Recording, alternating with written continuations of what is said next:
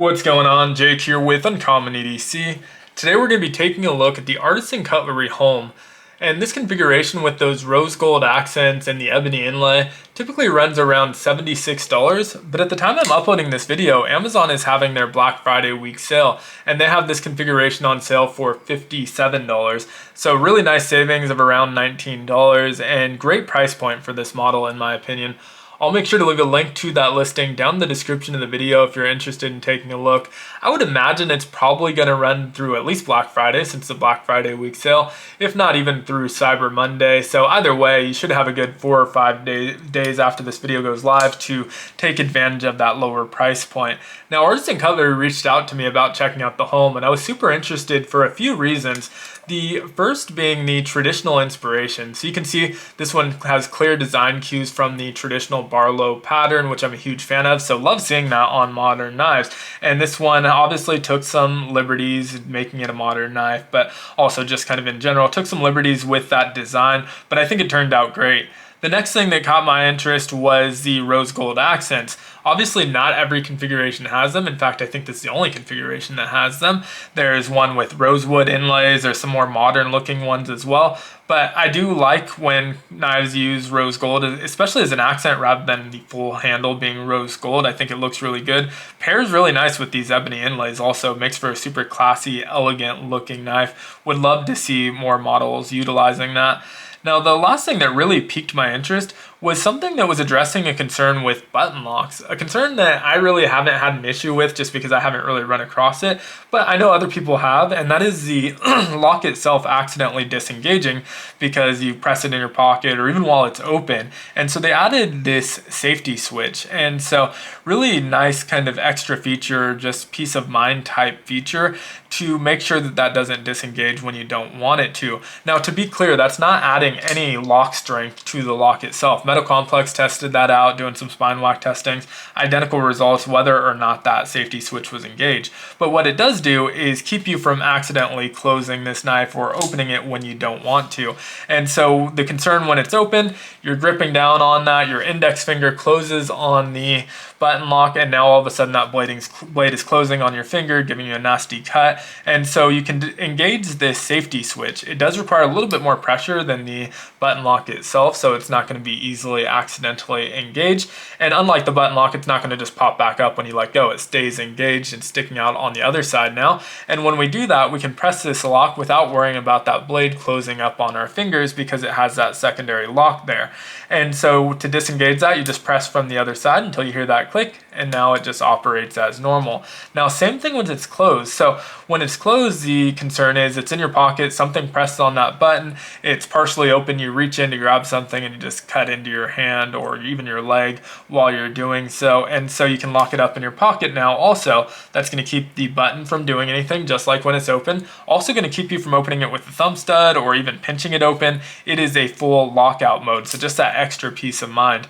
Now, like I said, I don't know that it's really a feature I'm going to get much use out of. I think it's interesting and I wanted to take a look at how it was implemented, but even with my automatic knives, I don't typically use the safety when it has them just because I've never been burned by it. I'm sure if I do, that's something I'll appreciate a lot more and maybe start to utilize, but as is, I just haven't had that issue. It's not a major concern for me. Now, as far as the rest of the knife goes, really well done. Even if you ignore that safety switch, I think it's a cool knife and I would have purchased it without it as well. In terms of the sizing, much more in line with a big barlow than a standard barlow at 7.27 inches. The bolster also starts to make a little bit more sense here. You can see it's about a quarter of the overall handle length. Usually a barlow is about a third of the overall handle length, but big bolsters don't stick steadfast to those rules because they're a little bit larger. Those proportions change a little bit, and this is more in line with the big barlows that I do have in my collection.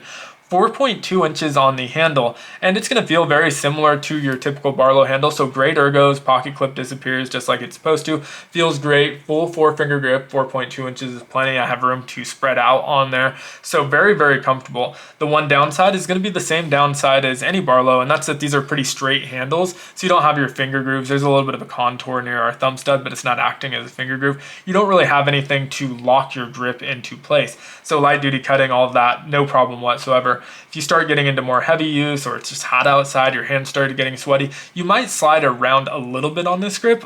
The inlays, these ebony inlays, aren't adding any sort of texturing either, so they're not adding a lot to the grippiness. Maybe worth considering using gloves in that case. But either way, I don't think this is really built as a hard use knife anyway. I think it's for your light duty task. Button locks aren't known for their strength of the lock, and it's got a pretty thin blade stock, about 0.1 inches in thickness. They also knock that back a little bit, so you're not going to be striking fire steels or anything like that with this one. But I think perfect for what you're going to need it for. The nice thing though is they do include a lanyard that's already tied off, so that's really nice if you want a lanyard, don't want to tie it yourself. If you don't, you can untie it and chop it off, but it does add a little bit to the grip. It gives your pinky something to grab onto if you slide off the back a little bit. I also sometimes will fold it up here and use that as an additional grip when I'm using it. If I'm thinking about it, I know I'm going to be using it for a little bit more of an extended use, I'll just fold it back there, and it does add a little bit to the grip to keep you from sliding around on that handle. So kind of nice that it's on there. It's also pretty minimal. You can see there's like a lanyard spacer in there. There's not really a back spacer. It uses barrel standoffs on those screws, and so there's just an insert there to accommodate that lanyard. And so really nice that it's on there. Size wise, probably doesn't need it, but I do like it for the added grip. 3.1 inches on the blade, AR RPM 9 steel, which is their in-house steel that they use at Artisan Cutlery, CGRB. They also have licensed it out a little bit. Great steel for the money. I know there was some controversy around the elements in that steel, but never in question was the quality of the steel for the value of the money. Wharncliffe blade is really interesting on here. Typically with a Barlow, we would see a clip point. It's not unheard of to get Wharncliffes on some traditionals. I have a few myself. But I really like the Wharncliffe blade. I think it looks really good with this one in particular for whatever reason. I'm a huge fan of clip points too, but really love the Wharncliffe on here.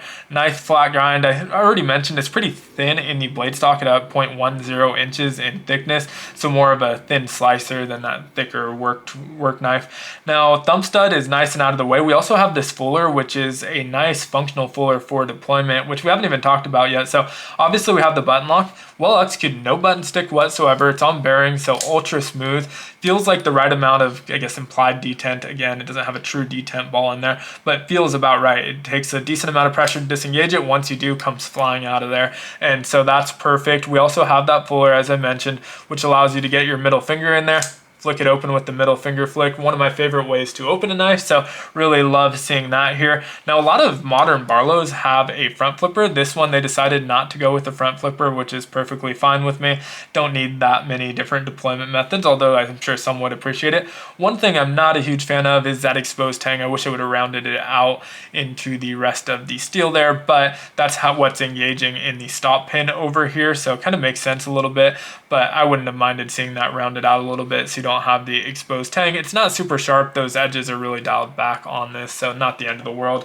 Now, this one is coated. Not every version is coated. A nice PVD coating, and I can be a little bit picky when it comes to coating. I'm not a huge fan if it, well, I'm sure most people aren't, honestly, when it looks like it's spray painted on there, or that ultra high gloss that just looks super cheap. This one's really well applied. Ties in with the black hardware and the ebony inlay really nice, and really just kind of puts the overall design look over the top. And so big fan of how the PVD was applied on that as well. Now, as far as the handle goes, has the ebony inlays on this version. We have like a brass or bronze bolster, not 100% sure. It's not the same material or color as the rose gold. So you can see the liners are rose gold, the pocket clip is rose gold. So nice rose gold accents without being too over the top. I think it was actually a really smart choice to not match the metals here. I think it might be a little bit off-putting to some people who expect everything to be rose gold, but it looks really nice because it stacks right on top of those rose gold liners. I think it contrasts it well. Looks a little bit less busy than it would if it was the same material just stacked on top of each other. I don't love the look of that as much, so I do think this looks a little bit better like that. Now, speaking of busy, this front bolster is pretty busy with the pivot, the safety switch, the button lock, and even the contouring for the thumb studs. It does get pretty busy, a little bit less so on the back bolster. Appearance wise, that's the only thing I'm not a huge fan of, but overall I can get past that, not a deal breaker. Another interesting element they chose to do with this one, and I'm not sure how that's going to look on the other configurations, as it's the only one I have in front of me, but you can see there's a little bit of shadowing of those liners. They're not nested liners, they're actually sticking out a little bit, so you can see those rose gold accents when you look straight down on it, and I think that looks super cool. Now, I'm not usually a huge fan of that that. I usually want it to be either flush or completely nested where you don't notice it. But in this case, I think it looks really, really cool and just kind of puts the overall design a little bit over the top. I think, like I said, super classy, elegant looking knife in this case. There is some weight savings going on inside of those liners. I don't know how well that'll show up, but they did cut some holes in there to cut out the weight. And overall, they'd arrived at a pretty nice average weight, 3.01 ounces, right where you'd expect with a 3.1 inch blade, and so blade to weight ratio just perfect there. Now in terms of that pocket clip, ultra deep carry, this one is also pretty stout, so not going to bend on you too much or too easily. Obviously it still can, but it is very stout. It is not nested into the handle either, so it's just kind of sticking up, which I'm not a huge fan of, but it is ultra deep carry and it is reversible, which is nice. And so overall, pretty big fan of the pocket clip. I wouldn't have minded if that was inset into the handle, but otherwise wouldn't really make any changes to that. Overall, I think this is a really good looking knife. I'm not going to utilize that safety switch, but I think it's cool to see companies trying to implement different safety measures. Even though I've never cut myself in that way, there are people out there that have, and so it's cool to see companies trying to address that in different ways. Would love to hear your thoughts on this one down in the comments below.